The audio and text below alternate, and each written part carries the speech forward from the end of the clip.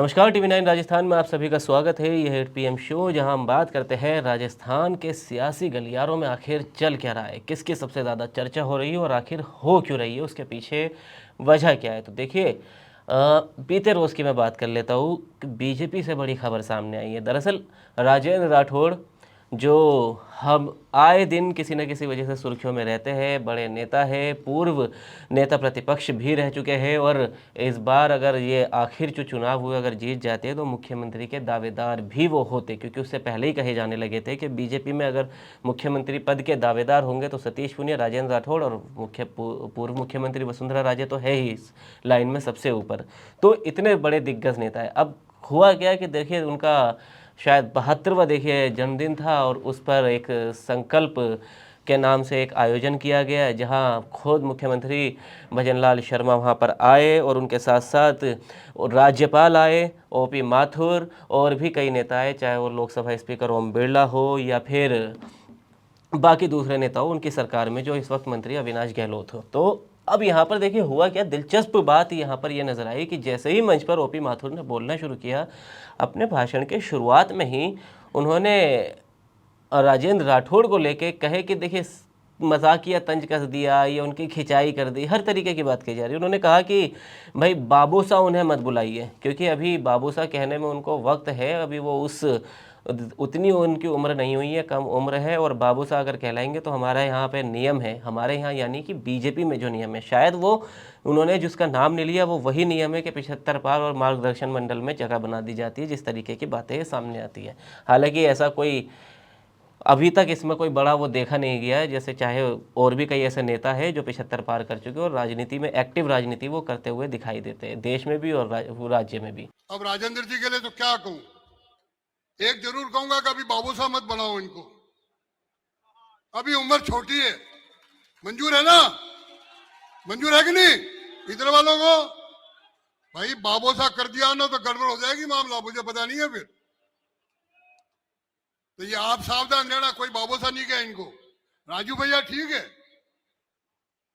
इसलिए बाबूसा वाला नाम छोड़ दो अभी। क्यों, हमारे यहाँ कई नियम बने हुए हैं, कहीं वो नियम वही लागू नहीं हो जाए।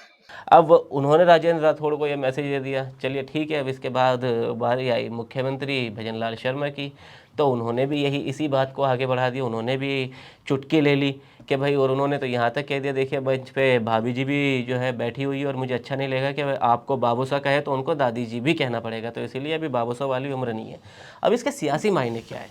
देखिए, सियासी मायने एक तो ये कहे जा रहे हैं कि भाई ये कहीं ना कहीं खिंचाई कर दी है राजेंद्र राठौड़ की, लेकिन असल जो सवाल है वो ये है कि जब मुख्यमंत्री भरे मंच से राजेंद्र राठौड़ और राज्यपाल या बड़े नेताओं के सामने ये कह रहे हैं कि अभी उन्हें मत कहिए, अभी समय है उनको बाबूसा कहने में। भारतीय जनता पार्टी राजस्थान के वरिष्ठ नेता, आपके अपने लाडले, जिनका हमेशा एक नीचे के कार्यकर्ता से लेकर के सभी कार्यकर्ताओं से जिनका संजीव तरह से उनका परिचय रहता है, हमेशा वो काम करते हैं, ऐसे आपके बीच के नेता, आपके नेता सम्मानीय राजेंद्र राठौड़ जी,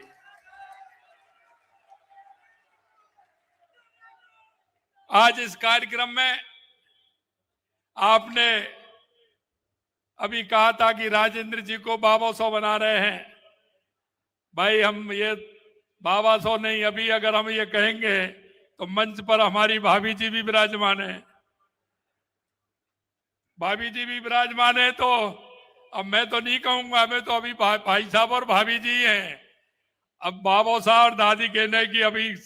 तो इसका मतलब ये है कि क्या राजेंद्र राठौड़ को लेके मुख्यमंत्री काफ़ी सीरियस है और उनको कोई बड़ा पद मिल सकता है, या उनके लिए एक अच्छी तैयारी बीजेपी में की जा रही है कि भाई हार गए तो क्या हुआ, हम आगे इनको और जिम्मेदारियां देंगे, जिस तरह और भी कई नेताओं को मिली। और इस कतार में ये दो नेता तो सबसे अग्रिम श्रेणी में नजर आते हैं, राजेंद्र राठौड़ और सतीश पुनिया। तो उसी को लेके बात करेंगे अम्बेश श्रीवास्तव जी के साथ। तो अम्बेश जी देखिए, तो क्या जिस तरह देखिए राज्यपाल साहब ने जो कहा वो कहा, लेकिन मुख्यमंत्री ने जो कहा, जो कि मौजूदा मुख्यमंत्री है, तो क्या आपको लगता है कि उनको आगे जिम्मेदारी दी जा सकती है? क्योंकि उनके साथ एक मजबूत कड़ी ये जुड़ी हुई है कि वो जिस जगह से, तारानगर से या चूरू के जिन इलाकों में उनकी अच्छी पकड़ मानी जाती है, वो इलाका कहीं ना कहीं एक वक्त था जब बीजेपी वहाँ कमज़ोर हुआ करती थी, और बीजेपी को उस कमज़ोर गढ़ को राजेंद्र राठौड़ ने उसे सियासी गढ़ बना दिया और वहाँ से 7 बार चुनाव तक जीत गए। हालांकि इस बार वो नहीं जीत पाए, तो क्या उनके लिए कोई अच्छा संदेश है ये? नहीं, देखिए वो नहीं जीत पाए। या फिर आप ये देखो कि जब राहुल बीजेपी के सांसद जी वहाँ पे 2 बार राहुल कसवा लगातार बने जी, उससे पहले राहुल कसवा के पिताजी सांसद थे, ठीक है, वो बीजेपी में थे। और देखिए उसके बाद जैसे ही वो कांग्रेस में गए, वहाँ पे कांग्रेस का झंडा लहरा गया। और ऐसे में राजेंद्र राठौर की अहमियत समझिए कि आपके पास मतलब चूरू का जो बेल्ट का आसपास का क्षेत्र है वो कितना मायने रखता है वहाँ पे। आप ये बताओ बीजेपी में कौन ऐसा नेता है जो अपने दम पर 5-10 सीटों का दावा कर सके, या जिसकी राजस्थान में पहचान है। अभी मौजूदा वक्त में अगर आप देखिए पुराने नेताओं में, तो वसुंधरा राजे सिंधिया, किरोड़ी लाल मीणा, राजेंद्र सिंह राठौर, यही 3-4-5 नाम हैं जी, ठीक है। और किसकी कितनी हैसियत है वो ठीक है। देखिए अब आपने कहा जैसे चुनाव हारने की बात, उसके लिए भी राजेंद्र सिंह राठौर ने बड़ी अच्छी बात कही थी कि वो जो है ना गोविंद सिंह डोटासरा के उसमें आ गए, फेरे में फंस गए, चक्रव्यूह में फंस गए उन्होंने ये बात।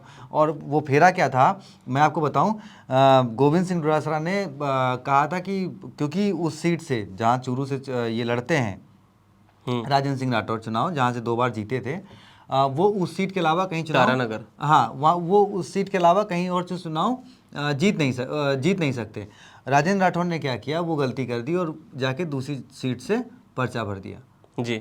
और वो हुआ कि जहाँ से राजेंद्र सिंह राठौर खड़े होते थे, जहाँ से वो 2 बार चुनाव जीते, वहाँ से जो बीजेपी का उम्मीदवार बना वो चुनाव जीत गया, और जहाँ से ये नई जगह से लड़ने गए वहाँ से चुनाव हार गए, ठीक है। तो ये तो इनका, और जिसका इन्होंने माना कि भाई ये कांग्रेस की फेर में उनके उसमें आके फंस गए। अच्छा अब देखिए राजेंद्र सिंह राठौर चुनाव भले ही हार गए, लेकिन आप ये देखो वो वसुंधरा सरकार में मंत्री थे, राइट हैंड थे वसुंधरा राजे के। कहा जाता है कि भाई क्योंकि वसुंधरा राजे जी मुख्यमंत्री थी, तो उसके बाद जितने भी चीज़ें होती थी, सेकंड इन कमान अगर कोई था सरकार में तो वो राजेंद्र सिंह राठौर थे।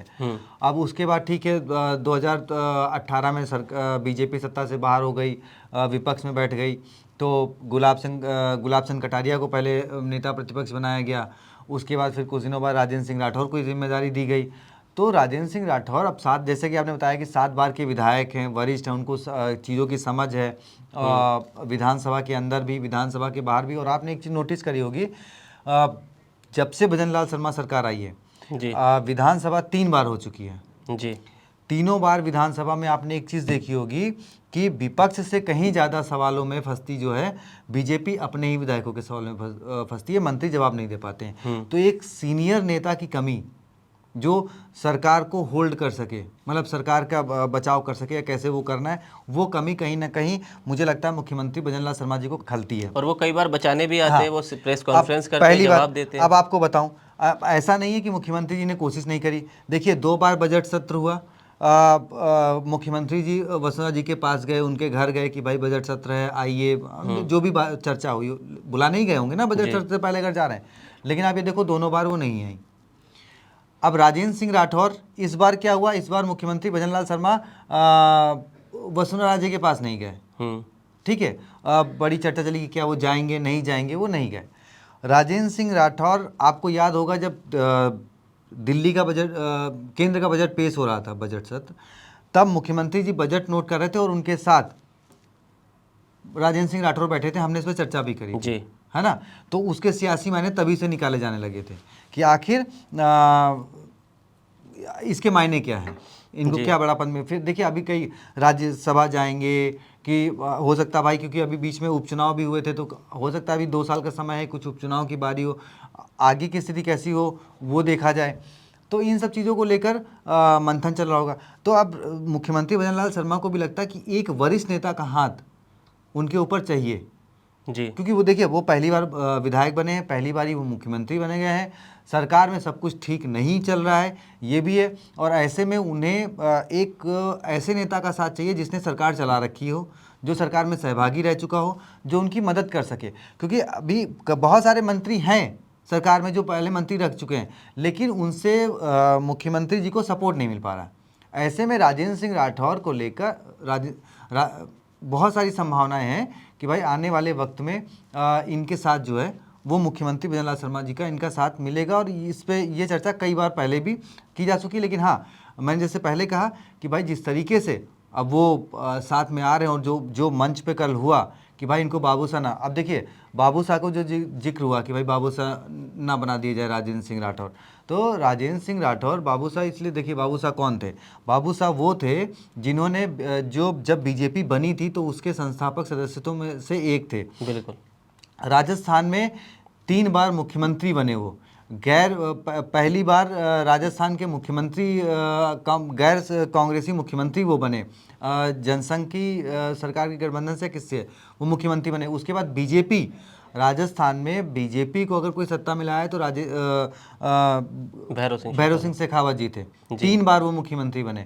उसके बाद राष्ट्रपति बनाए, उसके बाद वो उपराष्ट्रपति बने। अब देखिए जब वो उपराष्ट्रपति बने, अशोक गहलोत जी ने उनसे सत्ता ले ली। लेकिन हाँ, अगले ही चुनाव में कि कौन उनकी जगह ले सकता है, तो उन्होंने तय कर दिया कि हाँ वसुंधरा राजे जी को आगे करो, जो कि कैबिनेट में मंत्री थी जी, है ना, उनको आगे किया गया। और देखिए उन्होंने बीजेपी को वापसी कराई। तो राजेंद्र सिंह राठौर मतलब रणनीतिकार की तौर पर कहा जा सकता है कि उभर रहे हैं। तो वही बात थी कि भाई कहीं उनको बाबूसी वाली मार्गदर्शक मंडल में ना डाल दिया जाए। तो वही मुख्यमंत्री जी ने कहा कि नहीं भाई, अभी हमें बहुत समय इनका चाहिए, इनका संरक्षण हमें चाहिए, तो इसलिए अभी ये कहना ये करना जल्दबाजी हो जाएगी। चलिए खैर, तो देखिए अब जिस तरह मुख्यमंत्री ने भरे मन से ये राजेंद्र राठौड़ के लिए कह तो दिया, लेकिन क्या अब इसका असर आने वाली आगामी सियासत में राजस्थान की देखने को मिलेगा या नहीं, ये बड़ी देखने वाली दिलचस्प बात होगी। और आपकी मुख्यमंत्री के इस खिंचाई पर या कॉम्प्लीमेंट पर आपकी क्या राय है? आप अपनी राय कमेंट बॉक्स में ज़रूर बताएं। वीडियो को लाइक करें, शेयर करें और राजस्थान से जुड़ी तमाम खबरों के लिए TV9 राजस्थान को सब्सक्राइब करें।